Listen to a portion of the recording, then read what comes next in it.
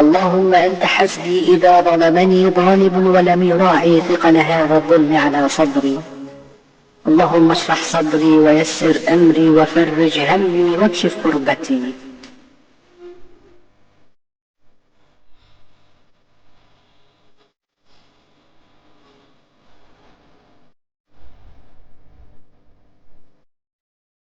اللهم إني أعوذ بك من عين حاسدة قاطعة للرزق ومن ناس لا تخاف من الظلم، وأسألك أن تبعدهم عنا.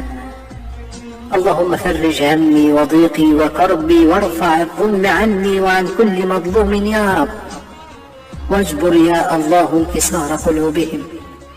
حسبي الله ونعم الوكيل في من أداني.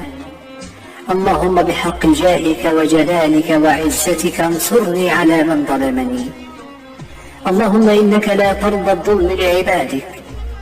اللهم إنك وعدتنا ألا ترد للمظلوم دعاء، فأنت العدل والعدل قد سميت به نفسك.